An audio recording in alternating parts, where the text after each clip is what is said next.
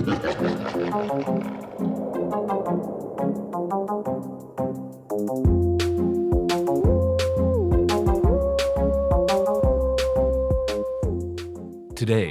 zombie bears, ethnic minorities, and a philosophy of monstrosity. I'm Cliff Mark, and this is Good in Theory.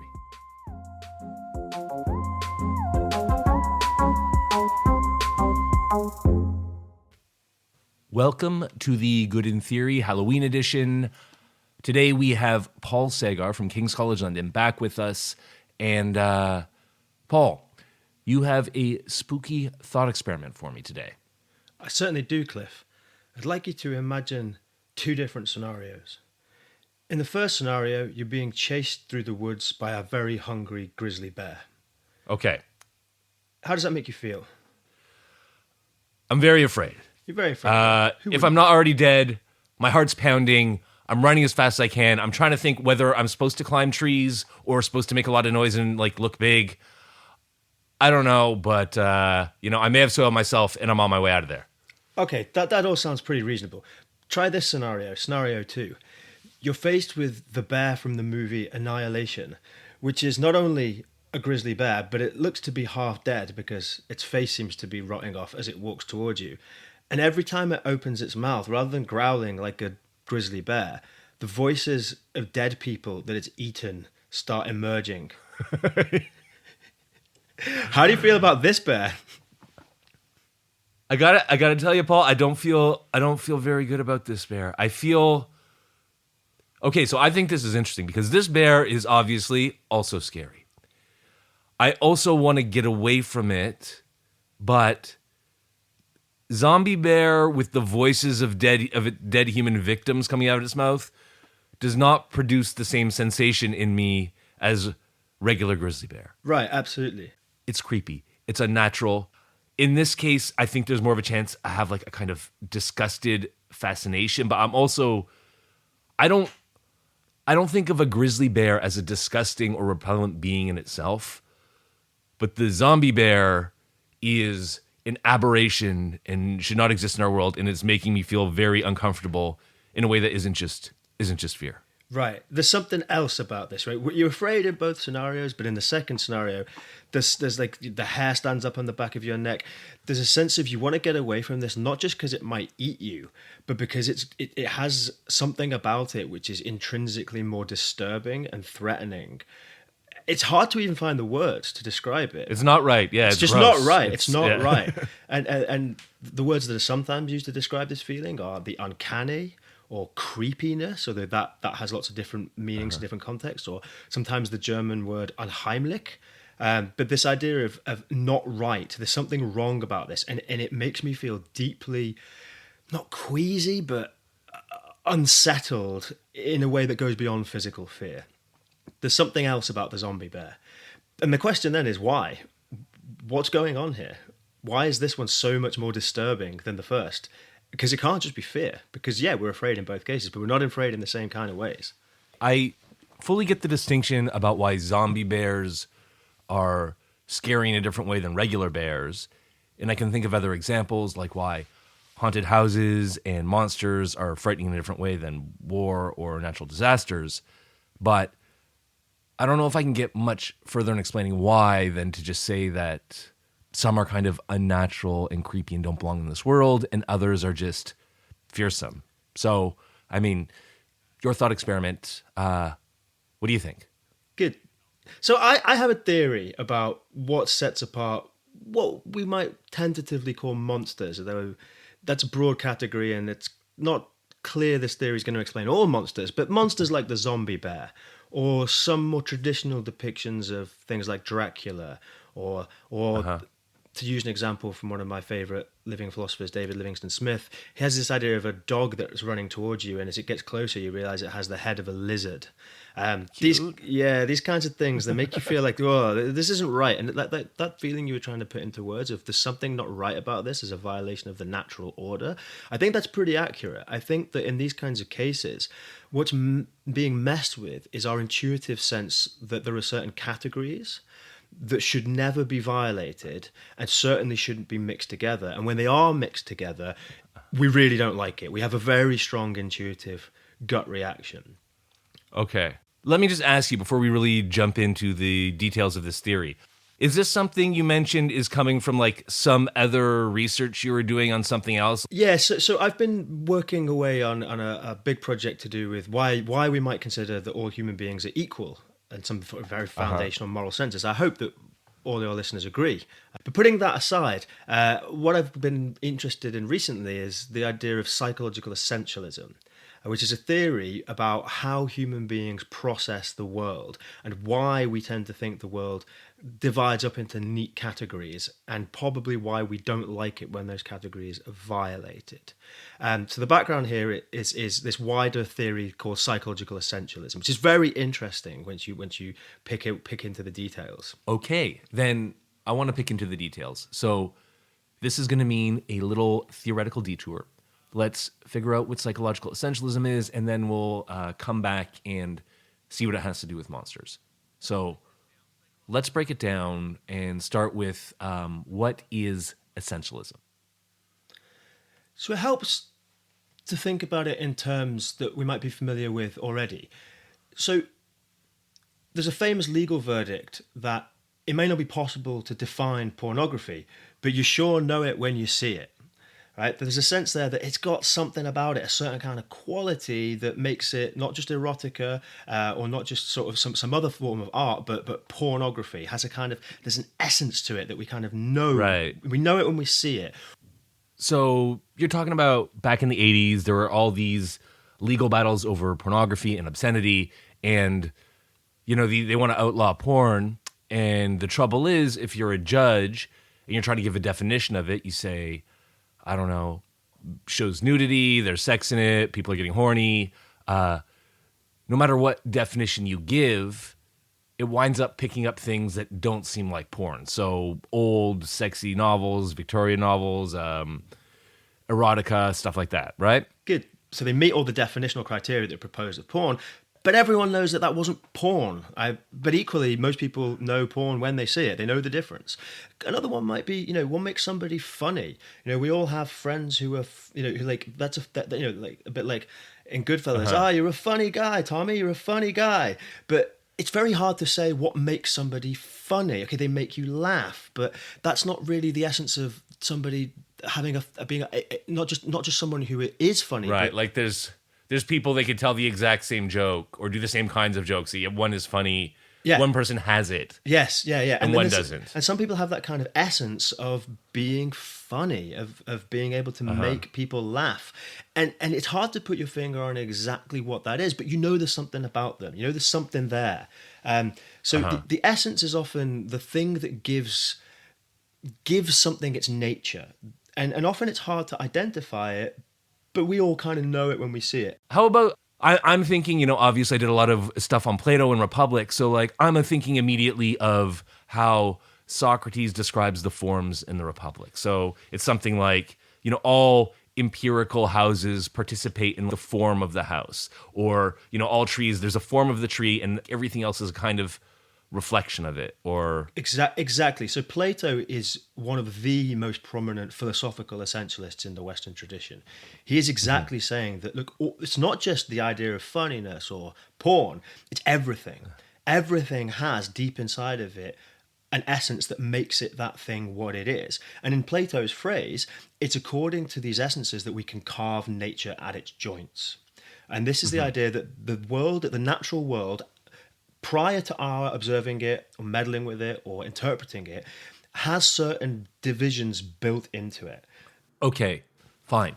The world has divisions built into it, but why are we dividing it up in terms of essences? Why isn't it based on, say, external characteristics? So instead of saying humans are the beings that have a human essence, why don't we just say humans are rational animals or language-using animals or featherless bipeds or something like that, right? What does this have to do with So the essentialist essence? response to that is, But what determines whether something stays in a category or not is not simply its physical surface manifestation, because there's something inside it that that can help determine what it looks like. Essences tend to encourage certain manifestations, but those manifestations are defeasible, as in they don't necessarily have to occur, and for the thing to still stay what it fundamentally is. So a kind of interesting way to explore this idea is one that psychologists have used with children, because it turns out the children are very, very committed to essentialism. And to say, take a porcupine, right?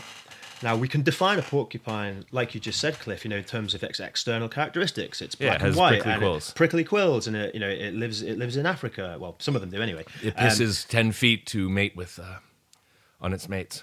I didn't know that, but I'll take your word for it. I wrote an article on weird animal mating rituals, and the porcupine stuff is all about pee. Well, there we go. From a great distance, from trees. Okay, so I take. Wow. So anyway, we've got our definition of porcupines based on our empirical study of porcupines.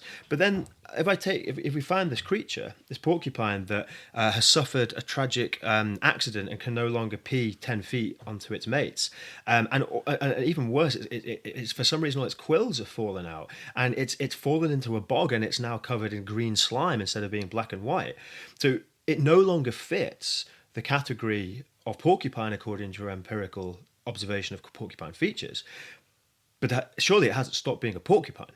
Okay, so appearances aren't everything. The reason we have to resort to essences is because even if something doesn't look like it should according to the definitions, then it still might have the essence of a porcupine. It still might be the thing. Right, exactly, yeah. So the idea here is that surface manifestations can be a clue to essences, but essences, the what's on the inside are what's fundamental, and they determine category membership. So if we really want to carve nature at its joints, it's not enough to simply be an empiricist and go around counting off the observable features, because observable features can be misleading. You have to go deeper, and to go deeper you have to find the essence. The essence is what determines whether something is one kind of thing or a different kind of thing. Good. And what does that all have to do with monsters? Well, what seems to be going on potentially with monsters is that they offend our intuitive sense that things have essences and that there are natural categories which shouldn't be violated, which delineate how nature itself is, why it should be carved at the joints in these ways. So to go back to our example of the zombie bear, bears, to our minds, are a specific kind of animal that has sort of beariness inside them. And they're not supposed to be dead, right? Bears are part of the living animal kingdom, and they're supposed to be alive. They're not supposed to be alive. And it's supposed to growl, it's not supposed to say. When they're supposed to growl, they're not supposed to scream the dying words of their last meal, right? That's not what bears are supposed to be. This zombie bear seems to be a violation of multiple different things that we think should be separate, that have been shoved together. So one potential explanation here is that this messes with our intuitive sense of how the world is composed and gives us that sense of this, exactly as you put it earlier, Cliff, this is unnatural. There's something not right about this. And one clue here is that it's screwing with our idea of the essence of the creature. The bear shouldn't be behaving like that. So it's not just scary because it might eat me. It's not right. It doesn't belong. It shouldn't be here at all when it's opening its mouth and making those kinds of human noises of pain and misery. Right. So that's maybe the same kind of thing in The Exorcist when the little girl starts talking in her deep adult demon voice, and that's really scary. Exactly. It's messing with two categories there, or the traditional view of the vampire. So traditionally, if you read Bram Stoker's account of Dracula, when he's cold to the touch because he is undead, and you notice undead is a category violation. It's not dead because it's walking around and talking. Yeah. It's not living. Alive. Undead is a specific deliberate category violation in our imagination. So Dracula's cold to the touch, he's clammy, he makes people shiver. In the early descriptions, the sort of person who's travelled to Transylvania see Dracula open the window at the top of his tower and crawl down the front of the building head first on all fours like a sort of lizard. The original the vampire turns into a bat. That's not right. People are supposed to be people, humans, not bats. They're not supposed to do both. They're not supposed to sleep in coffins because dead people sleep in coffins. Humans are supposed to sleep in beds. Right. So there's at least a couple of category violations that Dracula does that might make him more scary. So there's the living dead thing, like a zombie, which we talked about. But especially in the older portrayals of Dracula, there's also this violation of the division between human and animal. So Dracula's presented as climbing down the wall on all fours, vertically. He's very animalistic. In the old movie Nosferatu, right? He's a horrifying, disgusting kind of being, sleeping in dirt. There are rats everywhere. And so I think that's interesting because he's a much more disgusting, animalistic kind of monster in the old versions. And that's very different from the more recent, sexy Tom Cruise, Brad Pitt, and then Twilight versions of the vampire.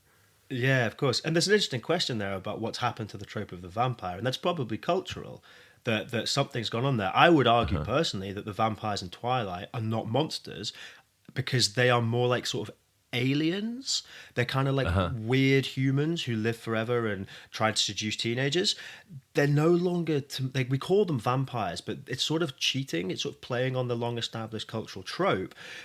But the author of Twilight, whoever that was, has removed everything about them that made them monstrous, and they're more like aliens. They could still be dangerous. They're more like bears than zombie bears. Right, exactly. They've become more like, they're like moody, seductive bears rather than zombie bears. Yeah. So I think that's quite interesting because otherwise, because we can do things with the category of monster. It doesn't have to stay static, and it can evolve over time.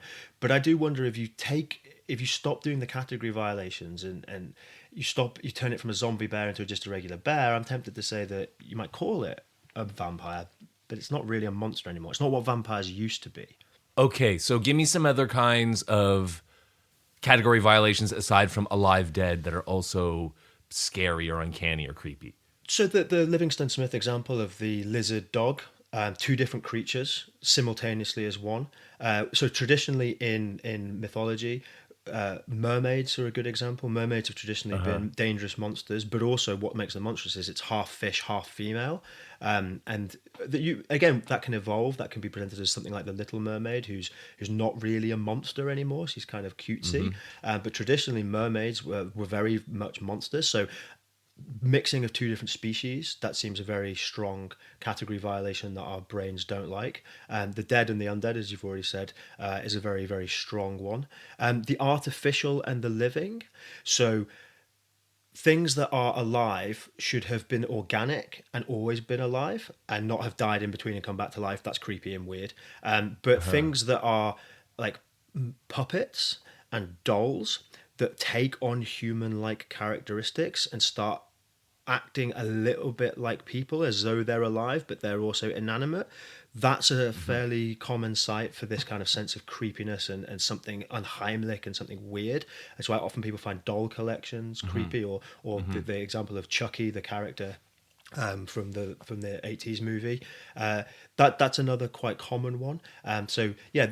Okay, so I have a quick question about these category violations, because on the one hand, it does seem plausible to me that when things like mix essences, they're part animal, part human, that can be creepy and scary, but it's also not really enough, right? Because there are things that cross these lines that aren't scary. You mentioned mermaids. Sometimes they're cute. And, if you teach a monkey to smoke, that's fun. Or at least it was once upon a time.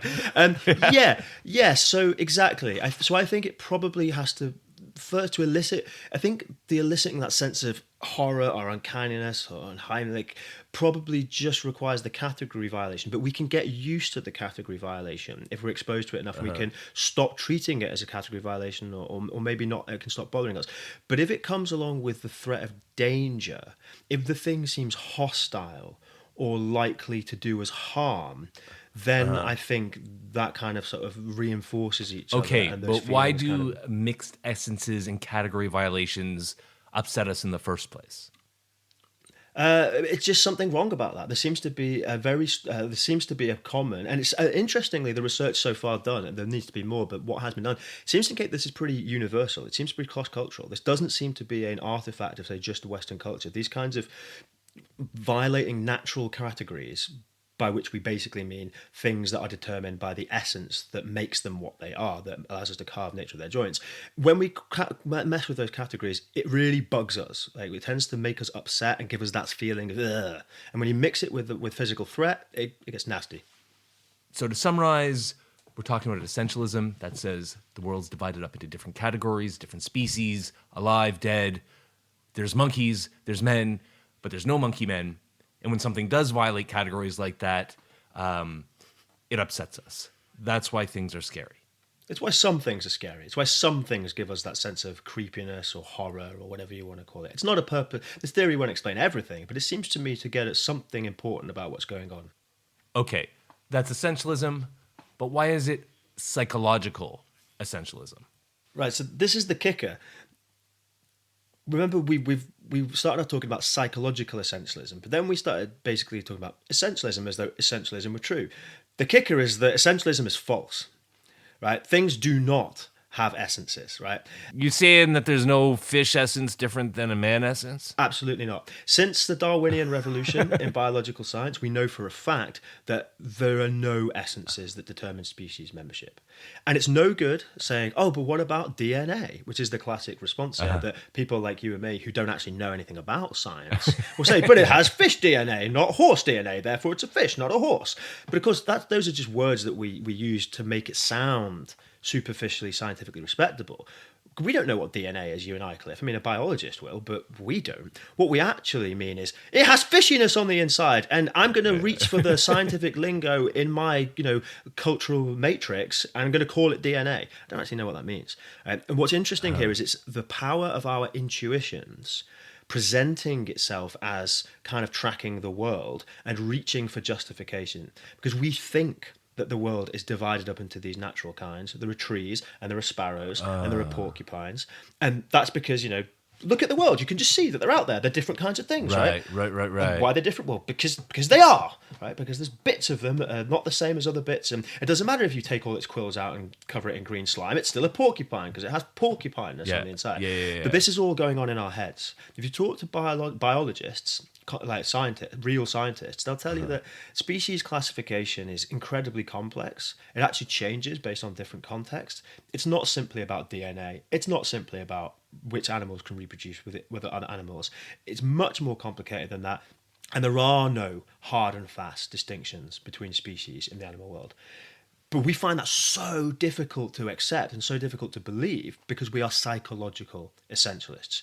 We interpret the world as though it has firm categories, even though in fact it doesn't. But why do we do that?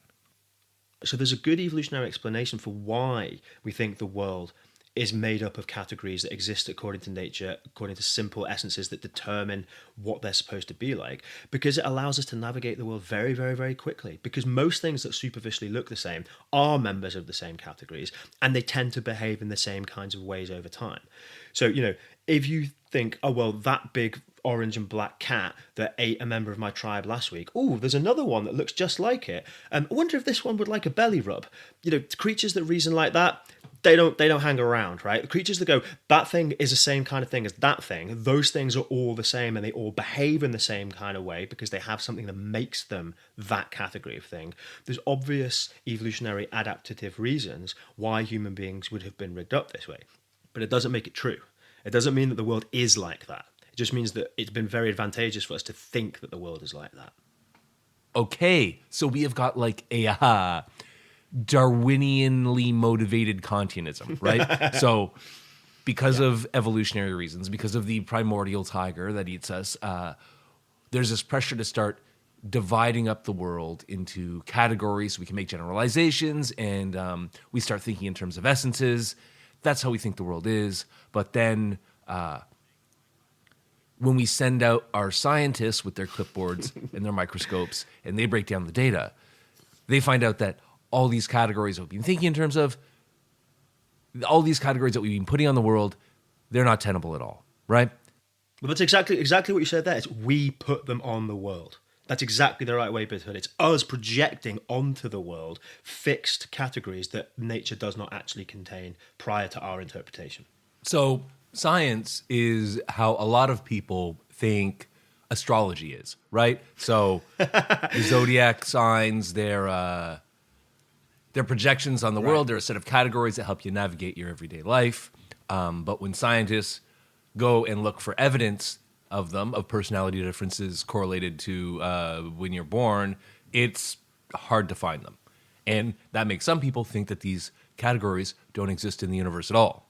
Signs of the zodiac are an extremely essentialist way of thinking, that people have on their inside something that makes them a certain kind of character, right? They've all got human essence, that's why they're humans. But that one was born at this time of year, so it's got Libra essence, and that one's got Cancer essence, and that one's got Scorpio essence. And that's why they behave in different ways. Right? That's why they manifest with different characters. And of course, it's all nonsense. And if you got a Scorpio walking around trying to act like a Pisces, you're like, that's something messed up about this person. So of course, like obviously, it's all nonsense, but it's very appealing to human psychology because it appears to explain the world through a division of categories which are hidden but determine external manifestation of certain traits. In this case, character traits. Are you saying that all these categories, zodiac, scientific, zoological, every category just exists only in our minds and not in the world? So they certainly don't just exist in your mind, right? I'm not taking an extreme philosophical position that this is all a projection of our mind, that there's simply a blob of undifferentiated matter and everything is just being projected onto it. The point is that the distinctions between these things are not neat and sharp, and there aren't singular properties inside our different members of different supposed categories that determine their category membership. That it's not just biology. If you talk to physicists and chemists, it turns out that even elements and compounds like water, when you get into the nitty-gritty of what makes something water, it's not as simple as H2O, because H2O can have all kinds of different ways of being manifested. I don't actually understand the science, but I've read enough people who do, who've explained it to me and made it clear that nobody who is working in this area, today anymore believes that there are essences. So you can tell me that all the scientists have decided that there's no essences, they can't find any, and I believe you, but I still can't help but think that way, right?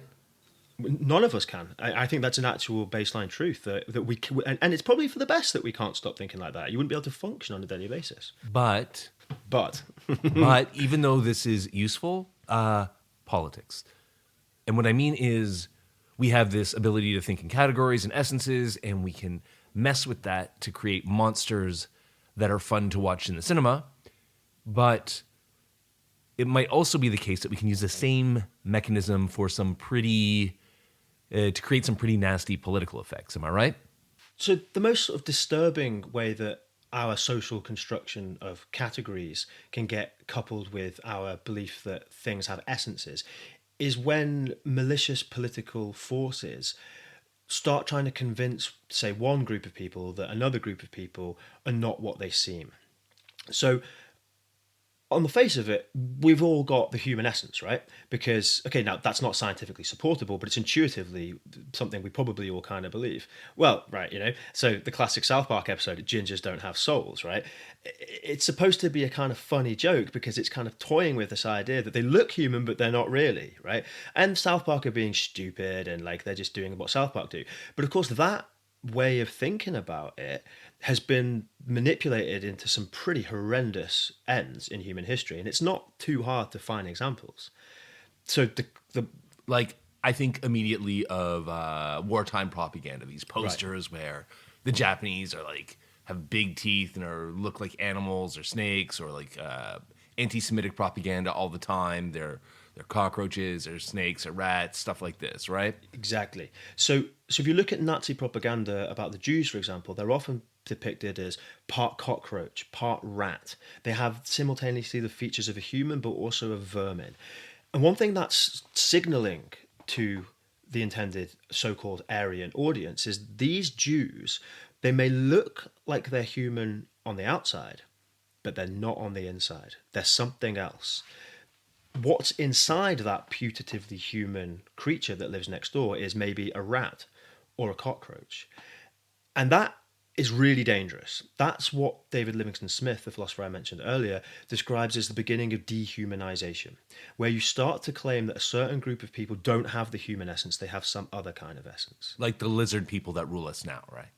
Well, for example, right? It's just sort of, you say it's an example, but it's pulling in the same intuitive direction, that our rulers are not really us. They're a malevolent force that's pretending to be us. And of course, why this is really powerful in human psychology is that, firstly, you're turning these people into monsters. When you start talking about Jews or gypsies or any other persecuted group as cockroaches or vermin, you start to say it's not really human. It's a kind of monster, because things with mixed essences don't belong in nature.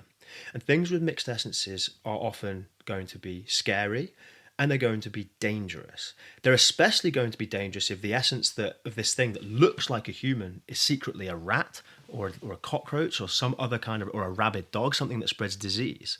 And that gets really dangerous, because not only Because you got to exterminate them. Exactly. You know, what are your responses to the zombie bear? Either you run away from it or you destroy it. And all the horror movies with monsters, they all end with the monster being destroyed somehow. That's the ultimate, way out here, the redemption. But of course, when it's real life, when it's politics, what you're saying to one group is that other group that looks like you isn't like you. It's a hidden threat. It's a diseased animal posing as a human. And not only is it a threat to you, is it something that you should destroy? You have a duty to destroy it. And that's not just like on every side in war propaganda. You also see the same kind of language when people are talking about anti-immigrant rhetoric. Like there's always a language of swarming. Yeah, exactly. So there was outrage in the UK not too long ago. This woman, Katie Hopkins, who's now sort of been banished from our shores and sent somewhere else, I think to over to the United States. What she was a sort of outrageous, sort of kind of our equivalent of a shock jock, but she described Syrian refugees as like cockroaches. And this did set off an enormous reaction against her, because we remember what that kind of discourse led to. But it was no accident that she went for immigrants, who are one of the most reviled and politically beat up on groups in British political discourse. Now, she didn't get away with that, but it was so easy. Is Dracula like the first fear of the Eastern European immigrant? Well, he turns up in Whitby in his coffin from his... There's certainly something about the Roman... Starts undercutting the local workmen. Indeed. But there's definitely something there in that Dracula example. And of course, what makes this so dangerous is that it's very powerful to our psychologies. Because we're comfortable with the idea that essences are hidden and that things aren't always what they appear, we find it easy to fall into the trap of believing these kinds of stories. So dehumanization is dangerous, not just because it can lead to genocide, which historically we know it can, but because it can get a grip on many, many people's minds. It's not going to be unique to say just the Germans in the 1930s. Like you said, Allied propaganda used many of the same tropes. Now, the Allies never descended into full-scale dehumanization and genocide, but it was very useful to depict... Well, not on the scale of the death camps, but the reason it was so useful to describe the Japanese as less than human is because it's much easier to kill them if they're not really human. So that's why dehumanizing discourse finds a political purpose, and that's when we get from not just the fiction of monsters, but turning people into monsters. That's super interesting, because in the movies, in Gothic horror, in novels, we've identified a kind of way to make monsters. Right? How do you make a count scarier? You make him turn into a bat and drink blood. He's more animalistic. How do you make a bear scarier? You turn him into a zombie. How do you make a doll scarier? You bring him alive like Chucky. And so there's just this trick of crossing essences, making things uncanny, and that makes them more disgusting and horrifying.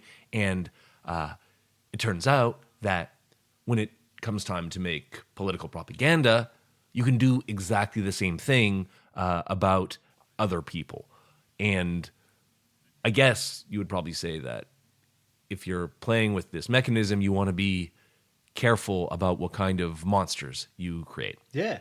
And if we're going to learn anything from our histories, it's that we do really need to be careful with what we do when we're creating monsters. And of course, it's no accident that many of the monsters in history have been tied to tropes of persecuted minority groups. So psychological essentialism is really interesting and really wacky, but probably also something we need to be really careful about. And we need to be aware that it has this pull in our minds, and in the wrong hands and in the wrong historical circumstances, it's going to be about more than just creating, Dracula and zombie bears. It can go in an altogether more sinister direction. It's not just a kind of weird titillation of the imagination. It's dangerous. Okay. And I think that's probably a good place to leave it. So thank you, Paul Sagar of King's College London, for coming on and celebrating the spooky season with us. Yeah, well, thanks for having me, Cliff, and stay safe out there.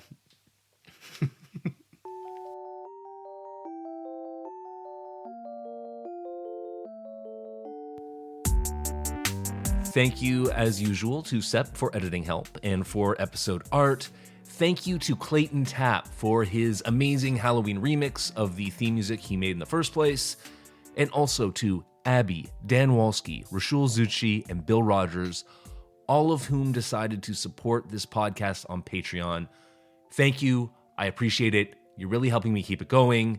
And if you, listener, would like to support us on Patreon, head over to their website, patreon.com/goodintheory, and they will tell you how to send us money.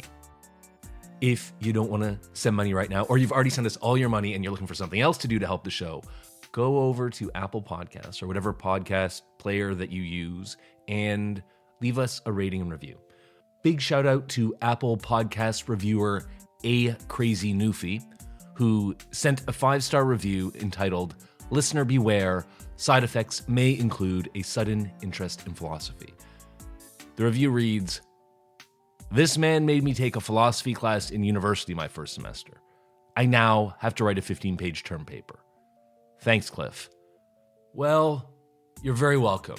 A first-year philosophy class can be a lot of fun, and 15-page papers are where you do all the learning anyway. And thank you for your review. Good luck with the course.